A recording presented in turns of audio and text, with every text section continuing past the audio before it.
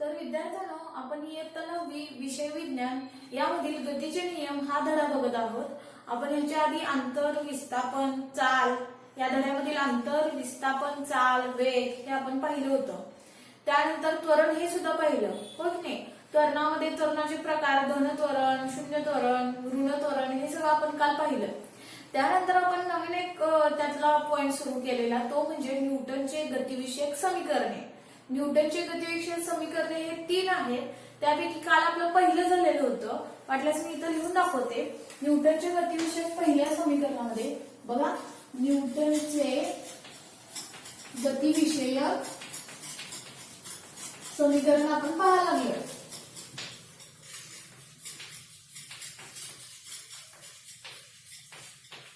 त्यामध्ये आपलं काल पहिलं समीकरण झालेलं आहे.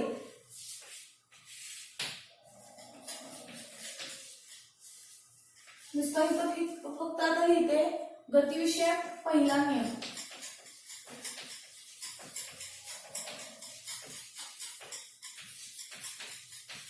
पहिला नियम नाही, सॉरी, समीकरण. आपलं चाललंय आता समीकरण. समीकरण वेगळे आहेत आणि नियम वेगळे आहेत बरं का. आता आपण समीकरण बघत आहोत, नंतर आपण नियम सुद्धा बघणार आहोत. न्यूटनचे गतिविषयक हे काय आहेत? समीकरणे. त्यामध्ये पहिले समीकरण काल आपलं झालेलं आहे. पहिले समीकरण कशाबद्दल आपण बघितलेलं काल? कुठला संबंध दाखवलेला त्याच्यामध्ये? वेग आणि काल या संबंधाचे समीकरण होतं. गतिविषयक पहिलं समीकरण काय होतं? वेग व काल संबंध होतं. रिकाम्याला इथं गतिविषयक पहिले समीकरण डॉट डॉट संबंध दर्शवते. कुठला? तर वेग आणि काल. ठीक आहे. तर त्याच्यामध्ये तो कुठला समीकरण आलेलं बरं? आठवतंय का बघा? वेग आणि काल संबंधामध्ये काल लास्टला आपलं काय आलेलं पहिलं समीकरण? तर v बरोबर u अधिक at हे आपलं गतिविषयक पहिलं समीकरण आलेलं होतं. काल आपण ह्या आकृतीवरून ते बघितलेलं होतं. आता मी आकृती काढलेलीच आहे, कालचीच आकृती आहे. फक्त आता आपण गतिविषयक दुसरे समीकरण बघायचं बरं का. हा, इथं एक आकडा टाकते. आता आपलं चाललंय दुसरा आकडा. गतिविषयक दुसरे समीकरण. गतिविषयक दुसरे समीकरण.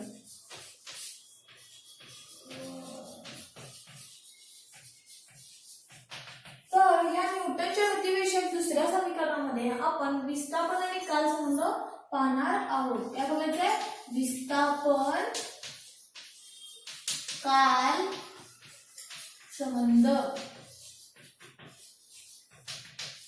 न्यूटनच्या गतिविषयक पहिल्या संबंधामध्ये आपण काल वेग आणि काल संबंध बघितलेलं. वेग आणि काल या बाबतीत बघितलेलं, म्हणजे हा बाबा त्याचा किती वेग असणार आहे आणि वेगाचा आणि कालाचा काय संबंध आहे ते आपण पाहिलं. त्याच्यामध्ये v बरोबर u अधिक at हे सूत्र आलं आपलं, पण की नाही. v म्हणजे अंतिम वेग, u म्हणजे आरंभ वेग, a म्हणजे त्वरण आणि t म्हणजे कालावधी. हे आपण पाहिलं या आकृतीनुसार. आता तीच आकृती जरा काढूया पुन्हा. ते काय होतं? हा o होता. त्यानंतर इकडे काय येतो? एक्स अक्ष, इकडं वाय अक्ष. एखादी गाडी आहे समजा, मोटार गाडी, तर ही या 0 पॉइंटला काय असणार आहे? शून्य अवस्थेत, म्हणजे काय? स्थिर अवस्थेत असणार आहे. आणि तीच गाडी ज्या वेळेस डी या पॉइंटवर पोहोचते, इथं या डी या पॉइंटवर पोहोचते, त्यावेळेस म्हणजे काय बघा, मी काय सांगते. एखादी मोटार गाडी आहे आणि ती ओ या पॉइंटवर काय आहे? स्थिर आहे. डी या पॉइंटवरून काय होते? ती गतिमान होते. ती वस्तू म्हणा किंवा मोटार गाडी म्हणा, तर ती काय होते? गतिमान होते. इथं गतिमान झाल्यानंतर डी या पॉइंटला, हा डी आहे बरं का, गतिमान झाल्यानंतर ना ती गतिमान होतो कुठं जाऊन पोहोचते? ई या बिंदूवरती. कुठे पोहोचते? ई या बिंदूवरती पोहोचते. हा, मग ह्या गतिमान वस्तूला किंवा गतिमान जी मोटार गाडी आहे ती या बिंदूपर्यंत पोहोचते. म्हणजेच काय? डी हा काय झाला? तिचा आरंभ वेग. त्या गाडीचा काय झाला? डी हा आरंभ वेग. आणि आरंभ म्हणजे सुरुवातीचा वेग, तो म्हणजे काय असणार आहे? यू. कारण इथून ती गतिमान होते ना ती मोटार गाडी, म्हटल्यावर हा सुरुवातीचा वेग असणार आहे यू. आणि ती कुठल्या पॉइंट पाशी जाऊन पोहोचते? कुठल्या बिंदूपाशी? ई या बिंदूजवळ पोहोचते. म्हणून ह्या ई या बिंदूजवळ पोहोचणार आहे, म्हणजे ह्याचा या गाडीचा हा आरंभ बिंदू झाला, आरंभ वेग झाला तो u, आणि तो अंतिम बिंदू म्हणजे काय आहे, अंतिम वेग जो असणार आहे तो कुठे पोहोचलेली आहे ही मोटार गाडी, तर ई या बिंदूपर्यंत पोहोचलेली आहे. म्हणजे तिचा शेवटचा वेग इथं असणार आहे. आणि तो किती असणार आहे शेवटचा वेग, म्हणजे ह्या रेषेवर दाखवायचं आपल्याला वाय अक्षावर. ऍक्च्युली हे डॉट डॉट काढलेले आहे, डॉट डॉट मी रेषा दाखवलेली आहे. खरं तर आपल्याला आरंभ वेग ह्या वाय अक्षावरती दाखवायचा आहे. आरंभ इकडं असणार आहे, तो वेग असणार आहे. आपल्याला काल बघितलेलं ना आपण, तर ते इथं वेग होतं आणि इकडे टाइम दाखवायचा, नंतर सांगते. तर हा इथं वाय अक्षावरती आपण काय दाखवलंय, वेग दाखवलाय. मग इथं आरंभ वेग असणार आहे, आरंभ पॉइंट असणार आहे. मग आरंभाचा वेग म्हणून ह्या वाय अक्षावरती आपण यू दाखवलेला आहे. मात्र ही गाडी कुठे जाऊन पोहोचली, इथं, होय की नाही. इथं अंतिम वेग असणार आहे, तर इथं व्ही दाखवून चालेल का, अंतिम वेग व्ही दाखवून चालेल का, नाही. कारण का सांगते, हे डॉट डॉट मी रेषा काढलेले आहेत, म्हणजे ती तिथे पोहोचलेली आहे. ऍक्च्युली आपल्याला दाखवायचा वेग तो ह्या वाय अक्षावरती, म्हणून वेग हा अंतिम वेग कुठे दाखवायचा व्ही. ठीक आहे. आणि तोच पॉइंट म्हणजे काय असणार आहे, सी असणार आहे. ठीक आहे. आणखीन एक, आता ह्या सी ला किंवा एक मिनिट, आपण इथं मी आतापर्यंत ई हा बिंदू दाखवलेला, काय आता ई दाखवलाय, परंतु काल मी इथं बी हा बिंदू दाखवलेला, त्यामुळे मी इथं बी लिहिते. बिंदू डी पासून ती वस्तू किंवा ती मोटार गाडी असणारी ती बी या बिंदूपर्यंत पोहोचणार आहे. मग ह्या ओ सी ओ किंवा ओ सी ला मी इथं एक लंब रेष काढली. इथं काय केलंय, ही लंब रेष समांतर रेष काढलेली आहे. ओसी ला समांतर रेष काढलेली आहे ही. इथं बी आहे, तर इथं आपण काय नाव देऊयात, इथं ई नाव देऊयात. बघा, बीसी ला ओई हा काय असणार आहे, समांतर, आणि ओसी ला बी हा समांतर असणार आहे. पुन्हा एकदा सांगते बघा, ह्या बीसी ला ओई समांतर किंवा ओई ला हा बीसी समांतर, आणि ह्या ओसी ला नाही आहे हा बी समांतर. इथून आणखी एक, ह्या ओईला आणखी एक समांतर कुठला काढायचा आता, डी ए. हा पॉइंट जो इथं दाखवलेला आहे तो डी ए, कारण हा आरंभाचा जो वेग आहे तो इथं दाखवायचा झाला, तर इथं हा ए पॉइंट दाखवूयात. आणि हे बरं ई म्हणजे काय, तर ही जी वस्तू आहे ना किंवा ही मोटार गाडी आहे ती ई बी पॉइंट पर्यंत पोहोचलेली आहे. इथून ते इथपर्यंत गेला, म्हणजे इथपर्यंत जाण्यासाठी आपल्याला कालावधी किती लागला, मग कालावधी आपण हा टी लिहितो. खरं इथं लिहिता आपण काय करायचं, इथं वस्तू पोहोचले ना, मग इथून एक लंब काढला आणि तो एक्स अक्षावरती दाखवला. हा जो एक्स अक्ष आहे तिथे दाखवलाय, आणि त्याला ई बिंदू आपण नाव देऊया, आणि तो टाइम टी असणार आहे, म्हणजे टी या वेळेत पोहोचलेला आहे. इकडे काय आहे, हा कालावधी. कळालं. आता पुढे बघूया. आता काल आपण गतिवेग पहिले समीकरण बघितलं, होय की नाही. आता आज दुसरे समीकरण बघायचं आहे, विस्थापन काल संबंध. याच्यामध्ये आणखीन एक आपण इथं गतिविषयक समीकरणामध्ये आपण एक उत्तर काढलेलं बघा, सीडी बरोबर एटी.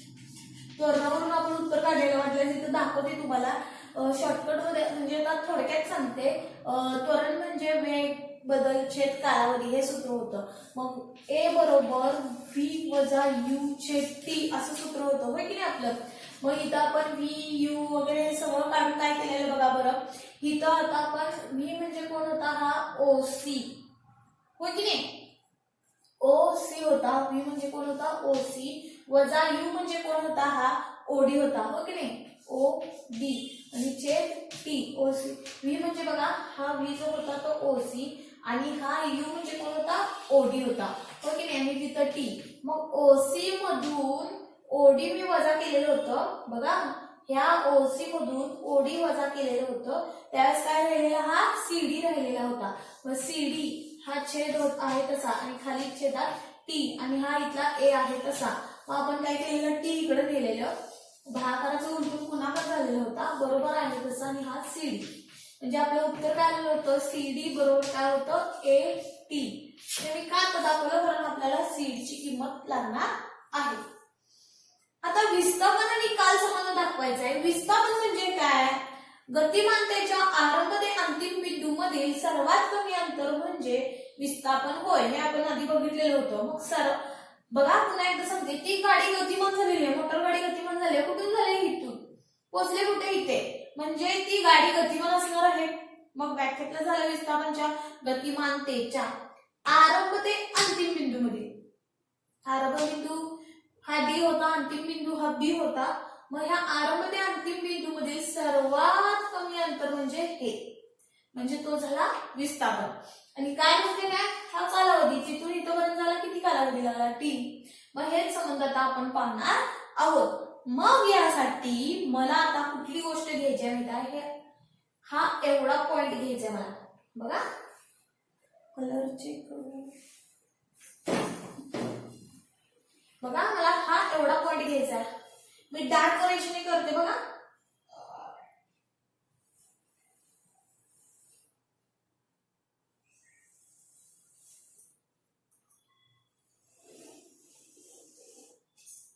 ठीक आहे, बघा इथून हे असं एवढं, त्यानंतर हा हा आणि हा.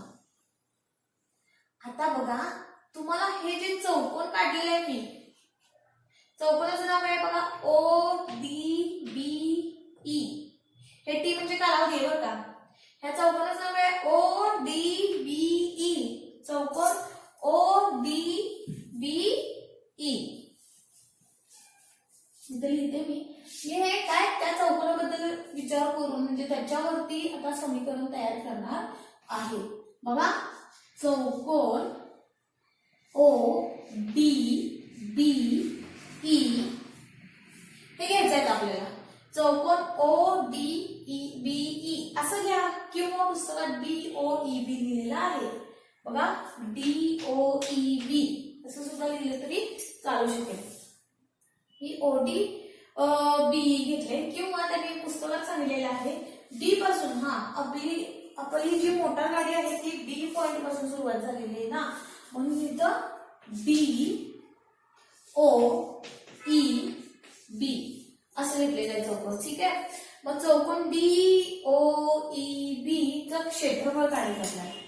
जे क्षेत्रफळ काढायचं आहे, काय करायचंय, डीओई चे क्षेत्रफळ काढायचे आहे. परंतु मला आता काय करावं लागेल माहिती आहे, डीओई चं क्षेत्रफळ काढण्यासाठी बघा त्याच्यामध्ये दोन ना आकृत्या बसतात. बघा कुठले, त्या डीओई बी मध्ये दोन आकृत्या बसतात. बघा हा एक जो त्रिकोण असेल,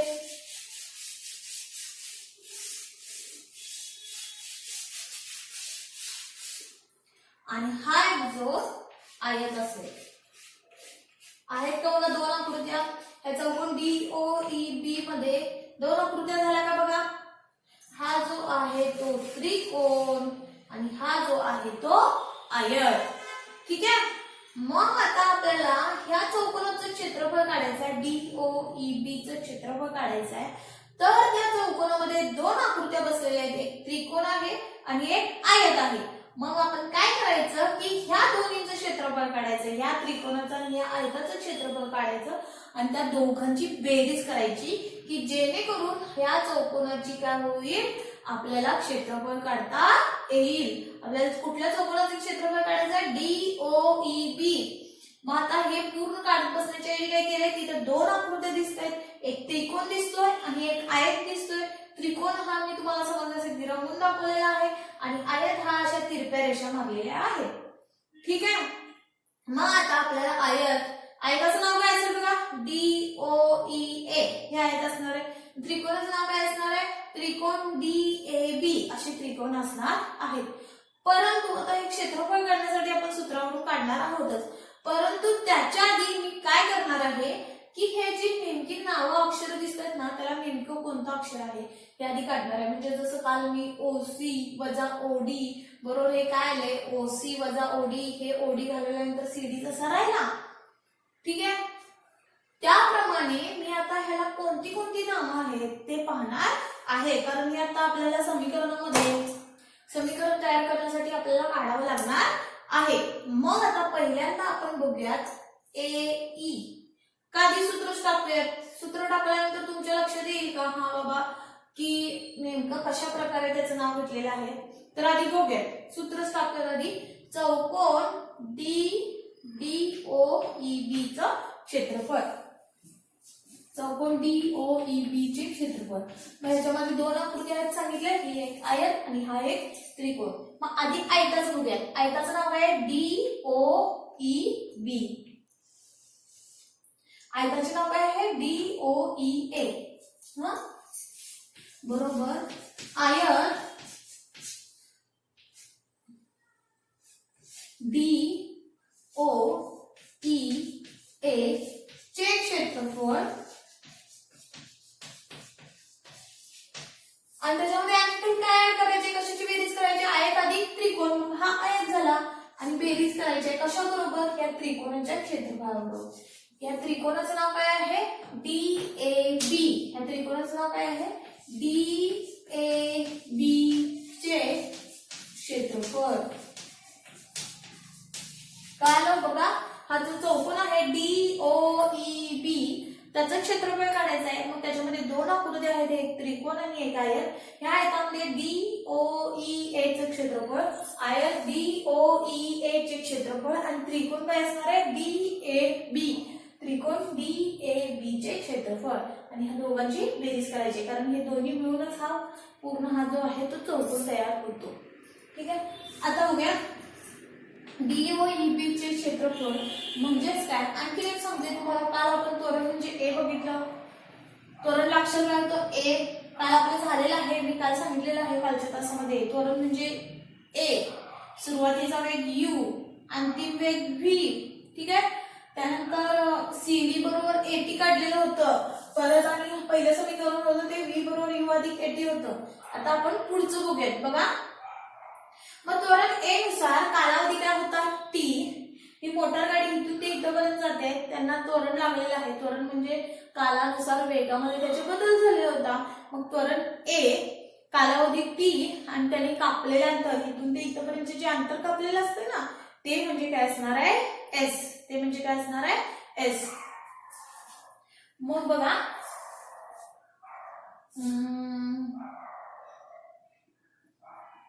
एकच मिनिट बोला ना, इथं मी जरा असं ना चेंजेस करते.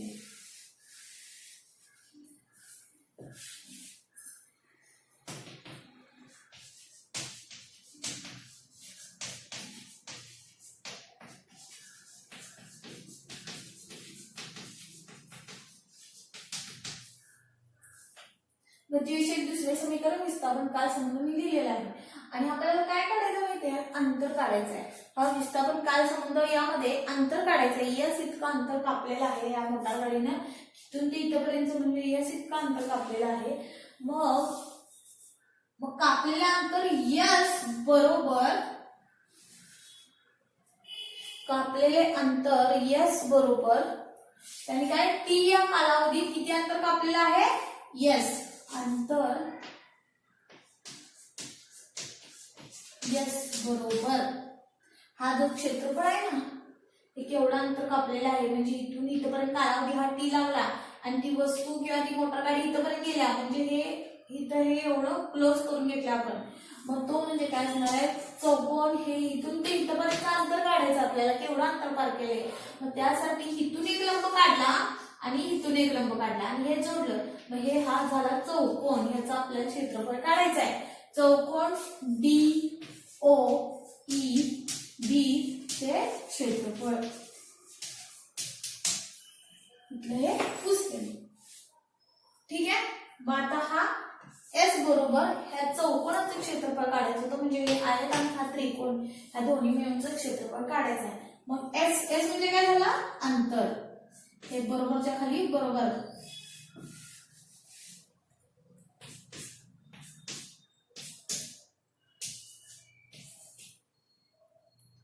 तर मुलांनो, आयताच्या क्षेत्रफळाचं सूत्र काय बरं, लांबी गुणिले रुंदी. मी तर सूत्र लिहिते, आयत हे DOB आहे ना, त्याचे क्षेत्रफळाचं सूत्र लिहिते आधी, लांबी गुणिले रुंदी. कंस करून घेतलाय बरं का, कारण का माहितीये इथं प्लस अधिक आहे ना, जर का अधिक आहे आणि इथं गुणाकार आहे म्हटल्यावर हे अधिक कंस टाकून घ्यायचा आणि इथं मग चुकतं. इथं रुंदी आहे ना, मी आधी आता कंस टाकत नाही मी मुद्दाम, तुम्हाला काय चुकू शकतं हे सांगते. त्रिकोण DAB चं क्षेत्रफळ क्षेत्रफळ आहे. त्रिकोणाचं सूत्र काय आहे? त्रिकोणाचे क्षेत्रफळाचे 1/2 गुणिले पाया गुणिले उंची. हे 1/2 गुणिले पाया गुणिले उंची जे हे त्रिकोणाचं सूत्र झालं.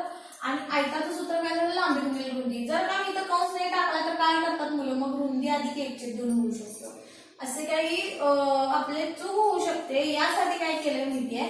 आयताचं क्षेत्रफळ हे वेगळेपणाने कळावं यासाठी मी इथे एक कंस घातला अधिक आहे मध्ये, आणि त्यानंतर त्रिकोणाचं क्षेत्रफळ हे वेगळेपणाने कळावं यासाठी इथे एक कंस घातला. कळालं? आता लांबी गुणिले रुंदी कुठला बघायचा आहे? DOEA. DOEA. लांबी गुणिले रुंदी म्हणजे काय केलं मग आता आपण? OE गुणिले AE. बघा, लांबी गुणिले रुंदी म्हणजे OE गुणिले AE. ठीक आहे?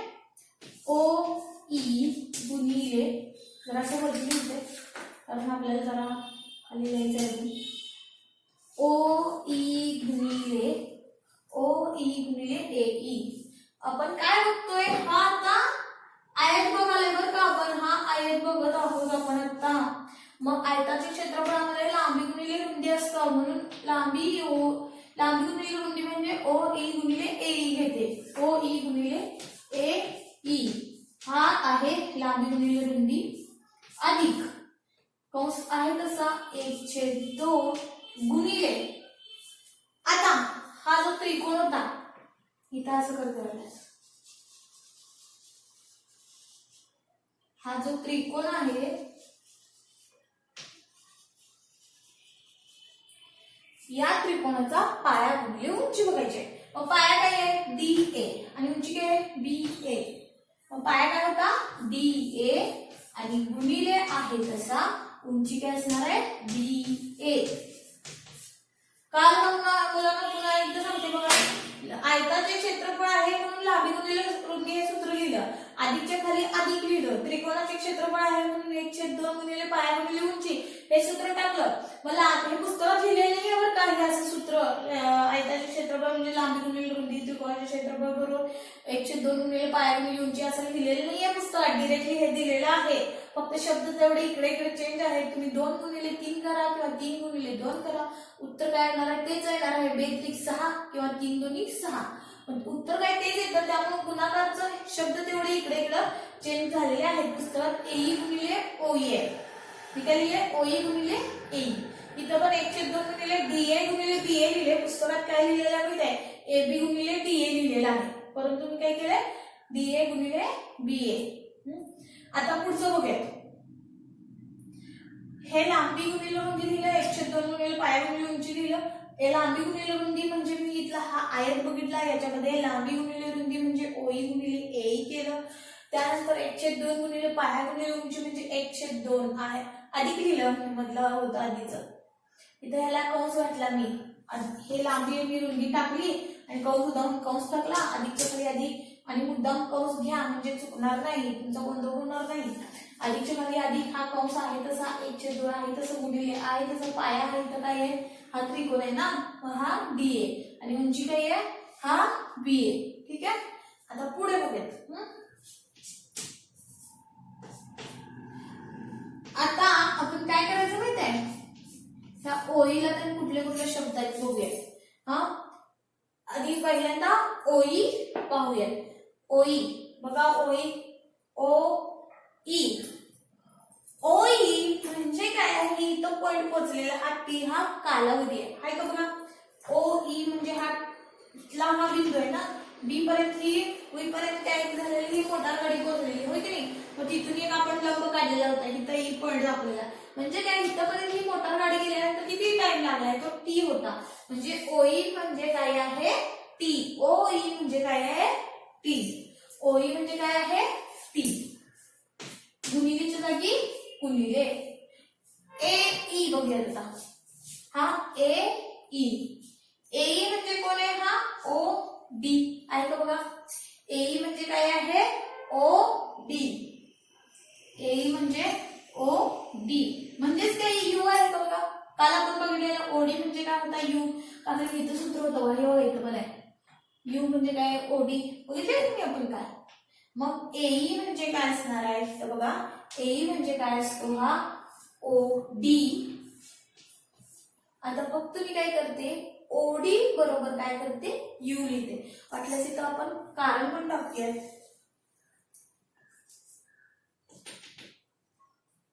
कारण सगळ्याचेच उत्तर लिहायचे ना आपल्याला. ओई बरोबर काय आहे टी. इथं मी हे एवढं समीकरण इथे येणार आहे. ह्या जागा मी इथं खाली लिहायला लागले कारण ओ ई बरोबर काय घेतला आता टी. त्यानंतर ए ई बरोबर काय आहे ए बरोबर काय आहे ओडी. ओडी आणि बरोबर काय आहे तो यू. बघा इथं ओ यू म्हणजेच ओडी आहे का. ठीक आहे. आता पुढचं बघूयात. 1/2 आहे तसा गुणिले डी ए. बघा डी ए. डी ए म्हणजेच कोण आहे बी सी किंवा सी बी आणि तोच म्हणजे काय आहे व्ही आहे का. बघा बघा एकदा पुन्हा एकदा सांगते काय बघा ए बी गुणिले डी ए किंवा ए बी गुणिले डी ए गुणिले बी ए. 1-2 मिनिटं मुलांनो. डी ए म्हणजे टी दाखवलेला आहे. ठीक आहे.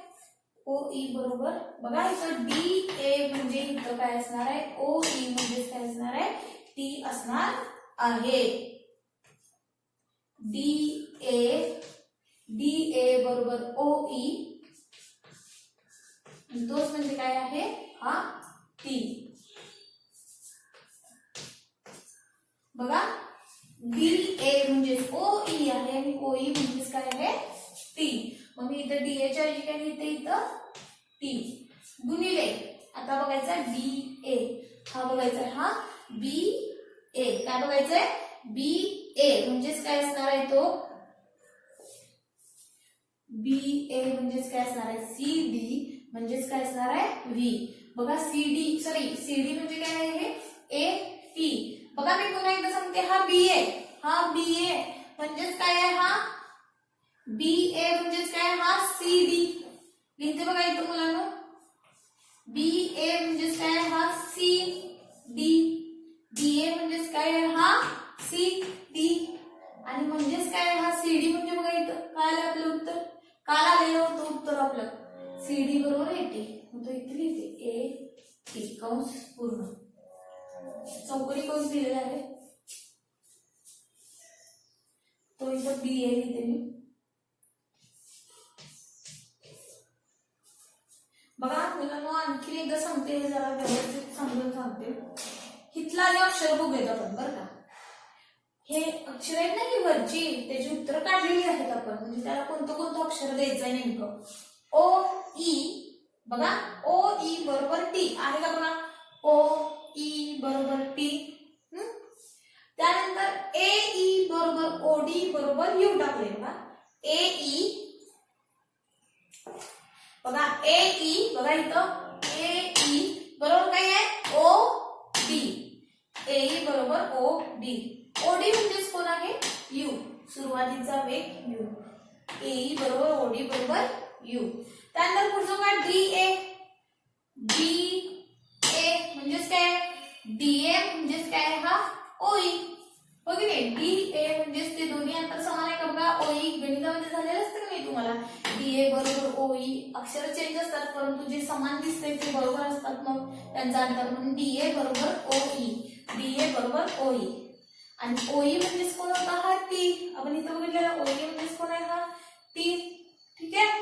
आता बी ए बरोबर सी डी. बी ए बरोबर सी डी. बघा बरोबर आहे का बी ए बरोबर हा सी डी आणि सी डी म्हणजे काल आपलं काय उत्तर आलं सी डी बरोबर ए टी. याच्यावरून बघितलेलं गतिविषय पहिल्या समीकरणामध्ये. बी ए बरोबर सी डी बरोबर हा इथला ए टी. ठीक आहे. ह्या सगळ्या किमती याला घालायच्या आहेत.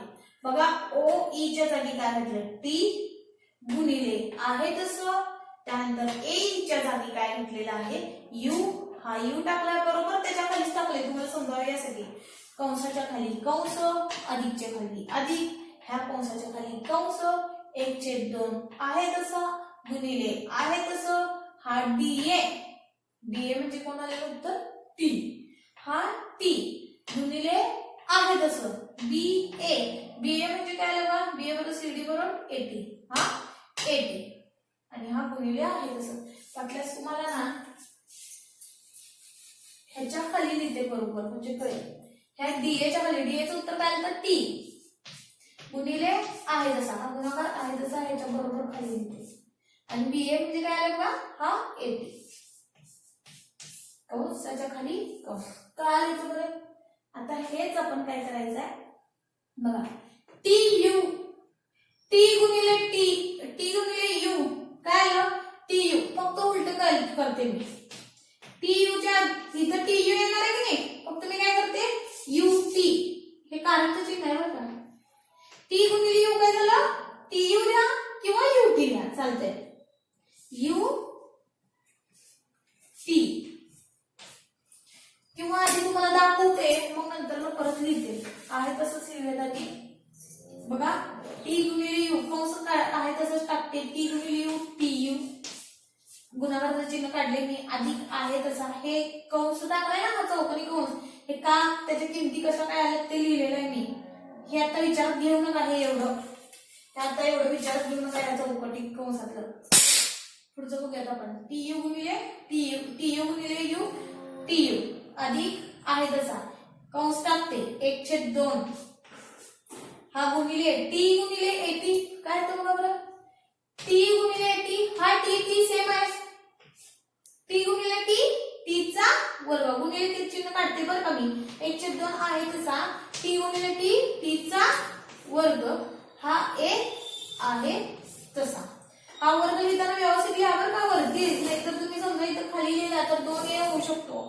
त्यामुळे टीचा बरोबर वर्ग वरतीच लिहा डोक्यावरती छोटासा काढा, म्हणजे तुम्हाला इथं 2 लिहिला ना तर खाली तर ते 2 दिसतं, म्हणून व्यवस्थितच लिहायचं. ठीक आहे, मग 1/2 आहे तसा टी गुणिले टी टी चा वर्ग आणि हा राहिला होता तो ए. आता हेच कंस वगैरे काढून लिहिते मी. काय बघा, टी यू च काय करते मी आता यू टी. मग आधी सांगितलं 2 गुणिले 3 काय उत्तर येणार आहे 6च. बघा 2 गुणिले 3 उत्तर काय येणार आहे 6च येणार आहे. 3 गुणिले 2 काय उत्तर काय येणार आहे 6च येणार आहे. गुणाकार करताना आकडे इकडे तिकडे केले तरी उत्तर तेच येतं. मग टी यू करा किंवा क्यू टी लिहा चालू शकतं. यू टी अधिकच्या खाली अधिक. मुलांना मी पुन्हा एकदा सांगते, टी व्यवस्थित लिहा आणि अधिक व्यवस्थित लिहा. काही जणांना सवय असते टी असा काढायची, परंतु इथं तसं चालेल का, नाहीतर तुमचं तुम्हालाच नंतर कळणार नाही की हा बाबा टी कुठला आणि प्लस अधिकचं चिन्ह कुठलं. त्यामुळे व्यवस्थित टी काढा, अधिकच्या खाली अधिक 1/2 आहे तसा आणि टी वर्ग एच्या ऐवजी काय लिहिते मी आता ए टी वर्ग, ए टी वर्ग. टी यू चं काय लिहिलं मी यू टी अधिकचा अधिक 1/2 आहे तसा टी वर्ग याच्या ऐवजी काय लिहिलं मी ए टी वर्ग. हा एस. हे काय झालं आपलं गतिविषयक दुसरे समीकरण. वाटल्यास पुढे लिहिते तिथं समोर बघा, गतिविषयक दुसरे समीकरण विस्थापन काल संबंध म्हणजेच काय आहे, एस बरोबर काय आहे बघा यू टी हा अधिक 1/2 ए टी चा वर्ग, 1/2 ए टी चा वर्ग. हे झालं आपलं गतिविषयक दुसरे समीकरण. काय लागतं मुलांनो, तर गतिविषयक पहिले समीकरण बघितलं आपण वेग काल संबंध, गतिविषयक दुसरे समीकरण बघितलं आता विस्थापन काल संबंध. आता बघायचं आहे आपण तिसरे समीकरण. हे व्यवस्थित वहीमध्ये उतरून काढा. पुस्तकात पण आहे परंतु हे डिटेल मध्ये हा बाबा हे कसं आलेलं आहे काय आलेलं आहे यांची सूत्र वगैरे दिलेली आहेत. पुस्तकात असे सूत्र वगैरे दिलेले नाही आहे, त्यामुळे एकदा व्यवस्थितपणे उतरून काढा हे वहीमध्ये आणि समजून घ्या. व्यवस्थित समजून घेतला तरच पुढचं तुम्हाला आपोआप येतं. ठीक आहे, आकृतीवर एकदा आकृती काढली ना सगळं तुम्हाला लिहिता येईल. ठीक आहे, आता पुढचं बघूयात आता आपण गतिविषयक तिसरे समीकरण. त्यासाठी मला हे पुसावं लागणार आहे.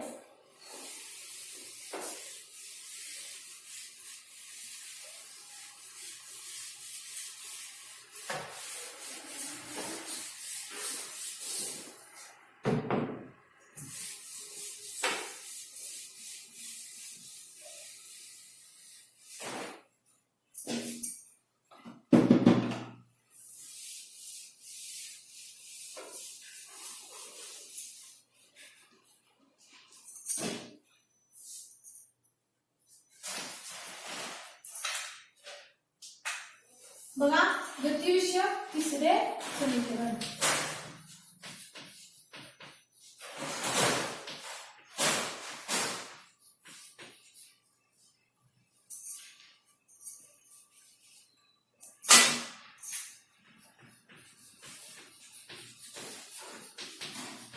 गतिविषयक तिसरे समीकरण. यामध्ये आता आपल्याला बघा यामध्ये काय करायचं आहे, विस्थापन आणि वेग यांचे संबंध बघायचे आहे. गतिविषयक तिसऱ्या समीकरणामध्ये विस्थापन आणि वेग.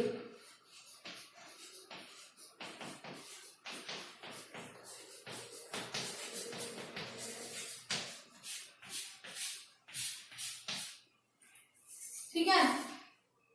पहिलं समीकरण झालेलं ते वेग आणि काल संबंध, दुसरं समीकरण झालेलं विस्थापन आणि काल संबंध. आता तिसरं आहे ते विस्थापन आणि वेग संबंध बघायचा आहे. तर यामध्ये सुद्धा आपण काय करायचं आहे माहिती आहे, इथं सुद्धा चौकोनच बघायचा आहे. हा DOEB. फक्त आता काय करायचं माहिती आहे, तो समलंब चौकोनाचं क्षेत्रफळ वापरून आपल्याला करायचं आहे. तर बघूया आपण सगळं आधी तुम्ही लिहायचं बरं का, की हा बाबा A बरोबर त्वरण, T बरोबर कालावधी, S बरोबर अंतर, U बरोबर आरंभ वेग, V बरोबर अंतिम वेग, हे सगळं लिहून काढायचं. तुम्हाला हे कालपासून सांगितले की का बाबा कशाला कोणतं अक्षर असतं ते कालचं लेक्चर बघा, त्याच्यामध्ये सगळं सांगितलेलं आहे मी. U म्हणजे आरंभाचा वेग, V म्हणजे अंतिम वेग, T म्हणजे कालावधी, U म्हणजे त्वरण. ठीक आहे. आता आपण ह्याच्यामध्ये सुद्धा काय करायचं आहे, चौकोन DOEB वापरायचा आहे आणि त्याच्यामध्ये हा समलंब चौकोन आहे, त्यामुळे समलंब चौकोनाचं क्षेत्रफळ काढायचं आहे. विस्थापन आणि वेग, इथून ते इथपर्यंतचं विस्थापन झालेलं आहे आणि त्यावेळेस किती वेग लागला, इथून ते इथपर्यंतचं विस्थापन झाले DB, हे विस्थापन आहे. ओके. आणि त्यासाठी किती वेग लागला, हा तर विस्थापन आणि वेग यांचा आपण संबंध दर्शवायचा आहे. त्यासाठी आपण काय केलंय, अंतर काढायचं ना दिलं. मग अंतर बरोबर इथून ते इथपर्यंत जाण्यासाठी किती अंतर लागलं, मग ते अंतर बरोबर समलंब चौकोन. समलंब चौकोन कुठला, आता आपण काय करायचं माहितीये, हे एवढंच बघायचं. पूर्ण हा चौकोन बघायचं बरं का.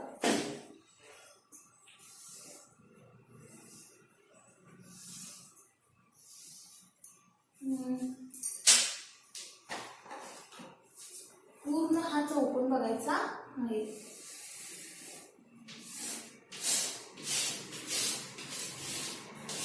हे जे आकाश कलरने दाखवलंय ना, मी रंगवलंय ना, हे चौकोन बघायचं आहे. इथं होता D होता हा.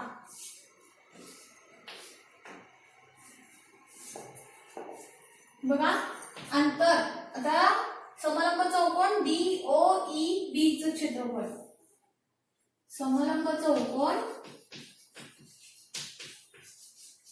काय चौकोनाचं नाव, DOEB.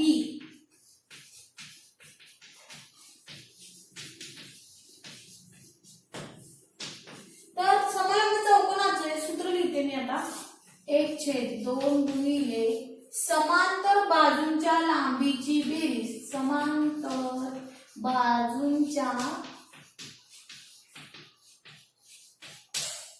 लांबीची बेरीज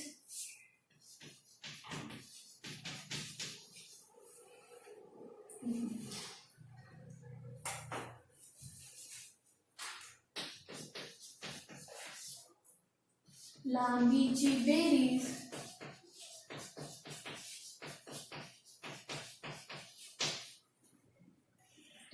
दाखवायचं ना आपल्याला. लांबीची बेरीज गुणिले समांतर बाजूमधील लंब अंतर,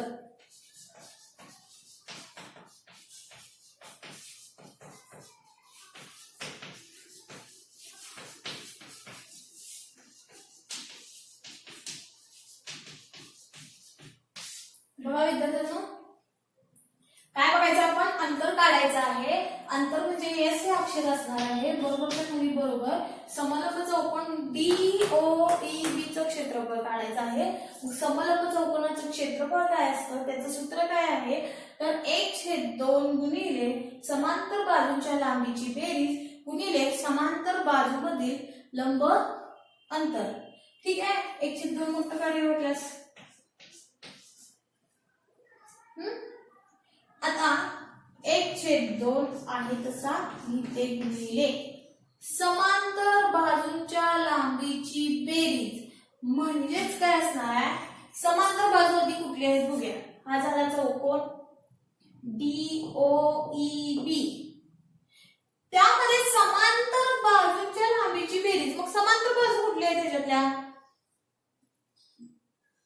हे समांतर बाजू कुठली आहे? ही निळ्या रेषेत दाखवले ना मी. ही समांतर बाजू कुठली आहे? ही OD आणि BE किंवा DO आणि BE हे काय आहेत? समांतर बाजू आहेत. काय काय कुठल्या कुठल्या आहेत बघा. OD आणि EB. EB घ्या, BE घ्या, चालतंय. BE काय सांगितलं बघा. पुन्हा एकदा सांगते. समांतर बाजूच्या लांबीची बेरीज. हे दोन समांतर बाजू आहेत. इकडे काढल्यात वाटल्यास आपण बघा इथं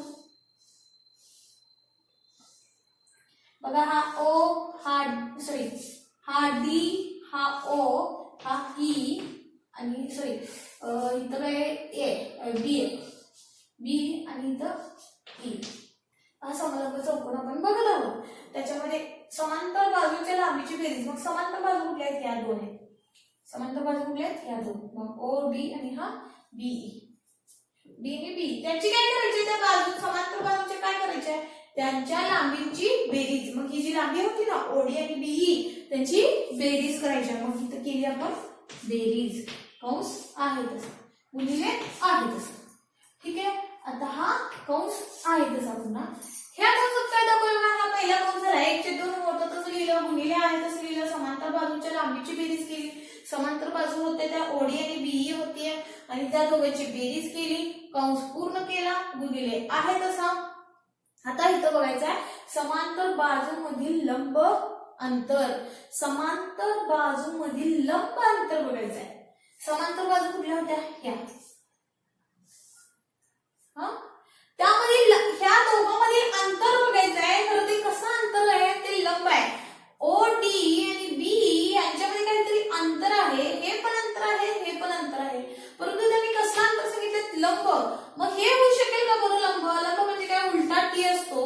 मग इकडून बघा तुम्ही, हा लंब होऊ शकेल का? नाही, कारण ती तिरकी रेषा आहे. बघा ही तिरकी रेषा आहे. मग लंब अंतर म्हटलं तर काय होतं? हे OE म्हणजे हा लंब अंतर आहे.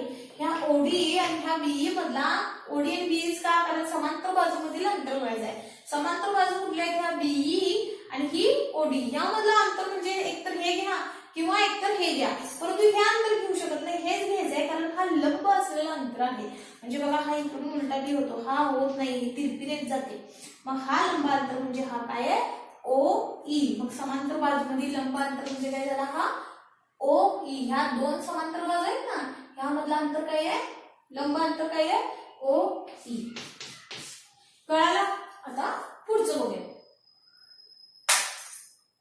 आता 1/2 आहे तसा गुणिले आहे तसं कंस आहे तसा. आता OD. OD म्हणजे काय बघा? U. मगाच्या तासाला बघितलं, आधीच्या तासाला बघितलं, म्हणजे सॉरी मगाच्या दुसऱ्या समीकरणामध्ये पण बघितलं, पहिल्या समीकरणामध्ये पण बघितलं. OD म्हणजे हा काय आहे? हा सुरुवातीचा. OD म्हणजे काय? हा U सुरुवातीचा वेग आहे तो. मग ODचं ऐवजी काय घेतलं? U.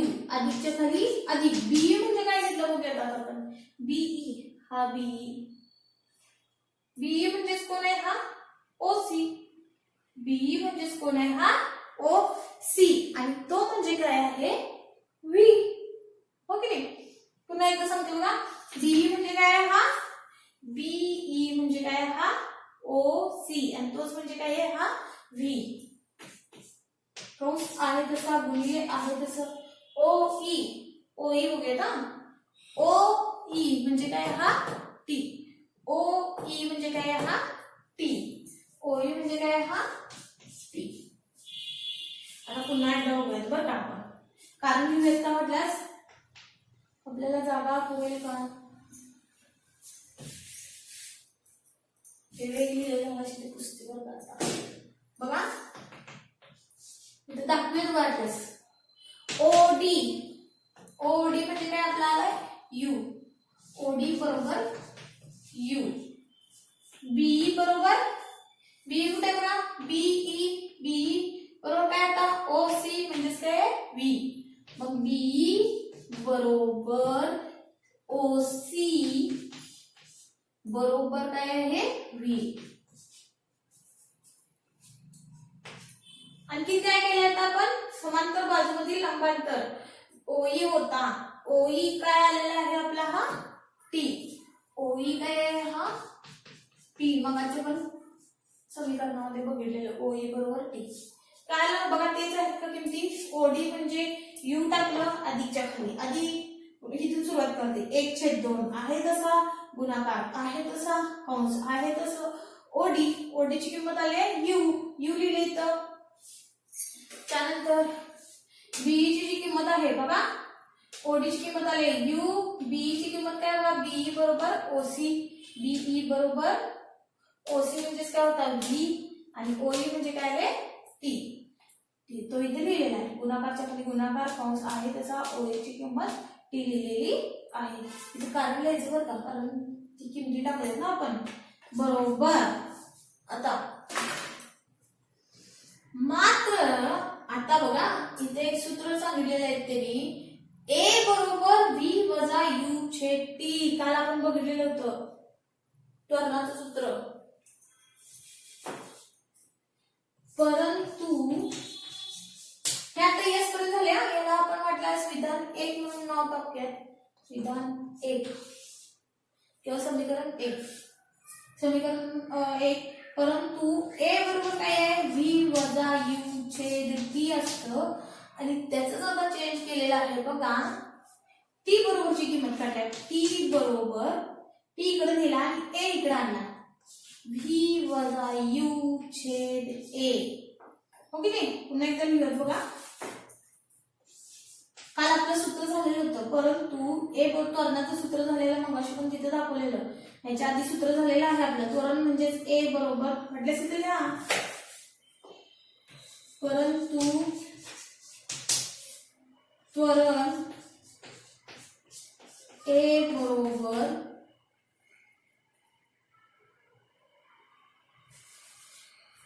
त्वरण बरोबर ए बरोबर काय सूत्र व्ही वजा यू छेद टी मग टी इकडे नेला गुणाकार होणार म्हणजे छेदातला अंशात जाणार इथे लिहिते टी बरोबरच्या खाली बरोबर ए इकडे गेला का अंशातला छेदात जाणार मग व्ही वजा यू छेद ए काल तर आता हे समीकरण आहे आपलं दुसरं हे समीकरण वेगळं गतिशील पहिले दुसरे तिसरे समीकरण हे आता आपण समीकरण सोडवतोय ना त्यातलं आहे हे पहिलं समीकरण आणि हे दुसरं समीकरण वाटल्यास चौक करूया आपण चौकन करूया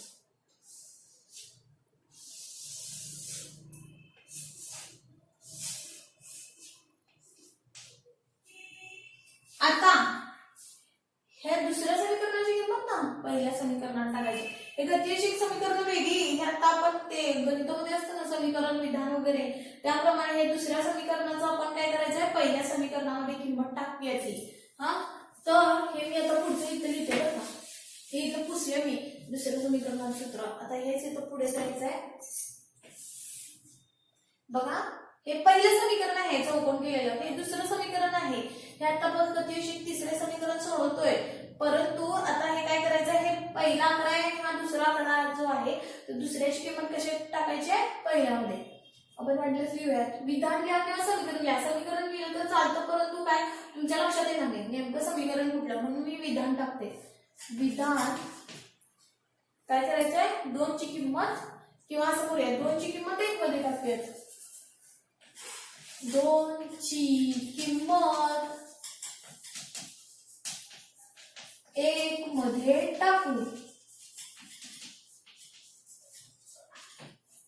टाकूया किंवा लिहूया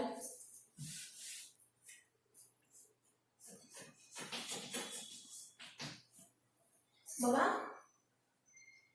हे समीकरण आता लिहायचंय बघा एस बरोबर 1/2 गुणिले हा काय होता यू अधिक व्ही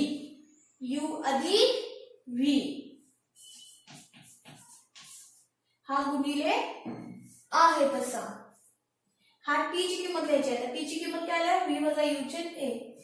व्ही वजा यू छेद ए झालं. बघा पुन्हा एकदा सांगते. एस बरोबर काय बघा? एस बरोबर 1/2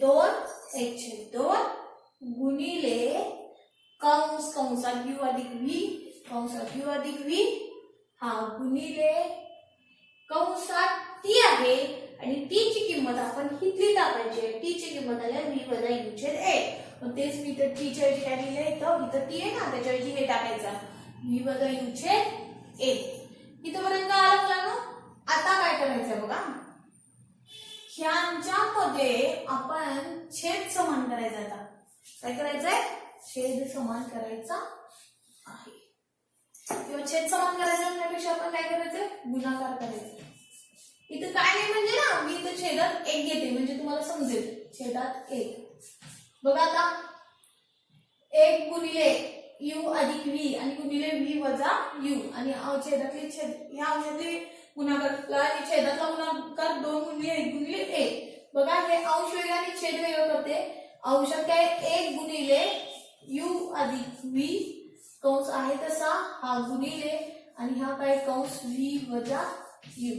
पुन्हा एकदा सांगते मी, ह्यांचा गुणाकार करणार आहे. आता अंशातल्यांचा गुणाकार अंशात, छेदातल्याचा गुणाकार छेदात मी एकत्र लिहिणार आहे. 1 गुणिले यू अधिक व्ही कंस पूर्ण गुणिले व्ही वजा यू. हे सगळ्यांचे छेद काय करते आता? एकत्र आणि छेदातल्यांचा गुणाकार 2 गुणिले 1 गुणिले 1 2 गुणिले 1 गुणिले 1 अशी फोड करून पुस्तकात दिलेली नाही आहे. तुम्हाला समजेल नाही समजेल त्यामुळे इथलं व्यवस्थित उतरून लिहून काढा वहीमध्ये. हा समजून घ्या. बघा अंशातल्यांचा गुणाकार केला आणि खाली नंतर छेदातल्यांचा गुणाकार केला. त्या तिन्हीचा छेद एकच दाखवलेला आहे. ठीक आहे. बरोबर 1 ने ह्या संख्येला गुणलं असतं उत्तर तेच येणार आहे. 2 ने 1 ला गुण 1 ने 2 ला गुण उत्तर 2च. 1 ने 3 ला गुण उत्तर 3च. त्याप्रमाणे 1 ने ह्याला उत्तर गुणल्यास हेच उत्तर येणार आहे. त्यामुळे 1 नाही लिहिलं तरी चालतं. मग यू अधिक व्ही पहिल्या कंसात आणि व्ही वजा यू दुसऱ्या कंसात.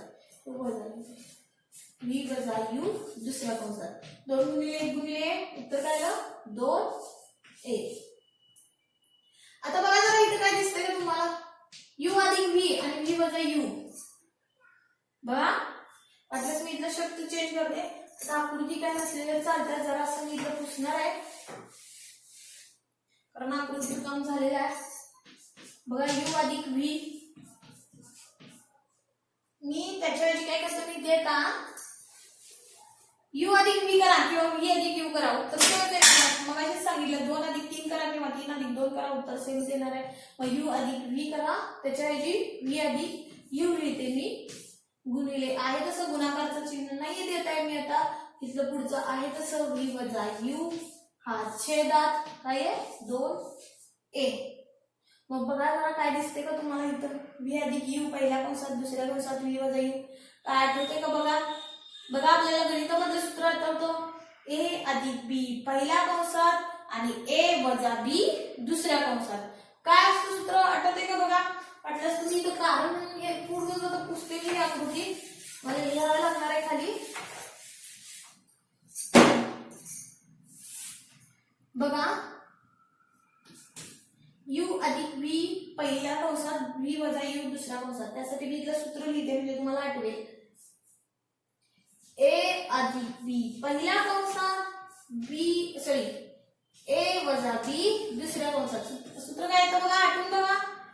ए चा वर्ग. इथं दोन्ही वेगवेगळी चिन्ह आहेत. एक अधिक आहे एक वजा आहे म्हणजे इथं वजा असणार आहे आणि दुसरे काय आहे? हा बी चा वर्ग. ए वर्ग वजा बी वर्ग. कसे सूत्र आले हे? ए अधिक बी पहिल्या कंसात ए वजा बी दुसऱ्या कंसात. सूत्र काय आहे त्याचं? ए वर्ग वजा बी वर्ग. इथं अधिक असतं तर इथं पण अधिक आलं असतं. दोन्हीकडे जर का अधिक असतं ना तर इथं अधिक आलं असतं. परंतु एका ठिकाणी अधिक आहे एका ठिकाणी वजा आहे. अधिक वजा इथं काय आलेलं आहे? वजा. हे सूत्र आहे. मग ह्याच्यावरून इथंच वरतीच लिहूयात या सूत्रावरून कार्य या सूत्रावरून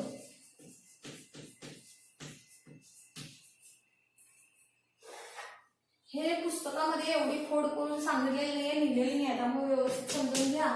मी फळ्यावर जे लिहिलेले आहे ते लिहून काढा, म्हणजे तुम्हाला गणित हे समीकरण सोडवताना व्यवस्थित लक्षात येईल. ठीक आहे. मग आता हे कारण होतं, तर या सूत्रावरून बघा इथं हे सूत्र वापरायचं आहे. म्हणजे ए च्या ऐवजी काय असणार आहे, व्ही असणार आहे. बी च्या ऐवजी काय असणार आहे, यू असणार आहे. मग त्याच्या सूत्राचं उत्तर काय आहे, ए वर्ग वजा बी वर्ग.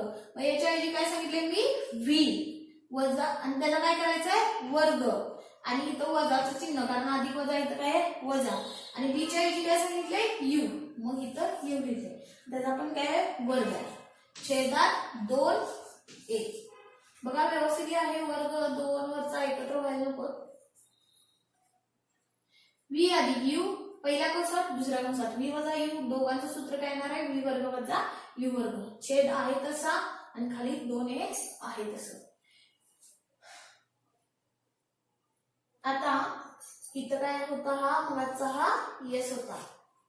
मग आता काय करते बघा, हा 2a ना इकडे नेते. भागाकाराचा उलटून काय झाला, गुणाकार. भागाकाराचा उलटून काय झाला, भागाकाराचा उलटून काय झाला, गुणाकार. मग इथं काय लिहिलं, 2as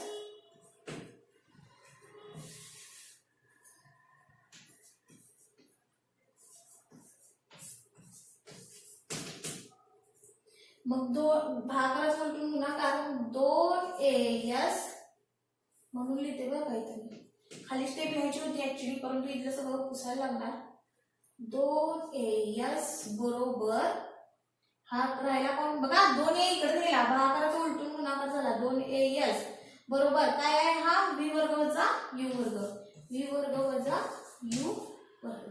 हेच आता इथं मी लिहिते 2. बघा 2a इकडे गेला, भागाकाराचा उलटून गुणाकार झाला. 2as म्हणजे गुणाकारचं चिन्ह मी लिहिलेलं नाही, डायरेक्टली लिहिलेलं आहे 2as बरोबर काय राहतोय, v वर्ग वजा u वर्ग. त्यानंतर बरोबरच्या खाली बरोबर.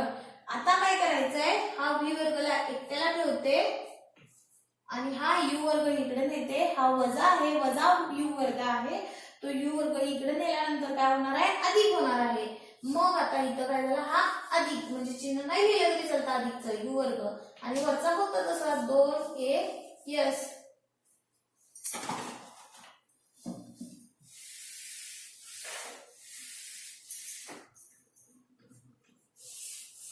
बघा इथं काय होतं, 2a इकडे घेतलेलं आपण, हो की नाही. हे कारण लिहिले बरं का, हे उत्तर ह्याच्यावरून हे उत्तर कसं आलं यासाठी मी ते कारण लिहिलेलं आहे. तर आता बघा हा 2a इकडे जातो, 2a हा s आहे तसा बरोबरच्या खाली बरोबर v वर्ग वजा u वर्ग. हा u वर्ग इकडे गेला, काय झाला, u वर्ग अधिक 2as बरोबरच्या खाली बरोबर आणि v वर्ग आहे तसं. ठीक आहे. हेच आता जरासं चेंजेस करते. फक्त काय करायचंय, v वर्ग इकडे घ्यायचा, इकडे घ्यायचा. हा म्हणजे डावी बाजू उजव्या बाजूमध्ये ठेवायची, उजवी बाजू ही डाव्या बाजूच्या ठिकाणी ठेवायची. मग काय झालं बघा, म्हणून v वर्ग आणि हा इकडे येणार आहे. बघा 2 अधिक 3 बरोबर 5 येईल, किंवा 5 बरोबर 2 अधिक 3 काहीही लिहू शकता. मग तसंच आहे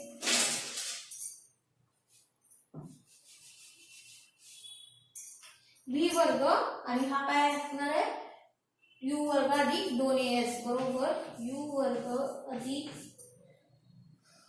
2as. याला करते आता चौकोन.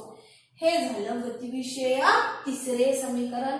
काय आहे, विस्थापन बळ यांचे संबंध, आणि तो तिसरा समीकरण आहे तो हे आहे, v वर्ग बरोबर u वर्ग अधिक 2as.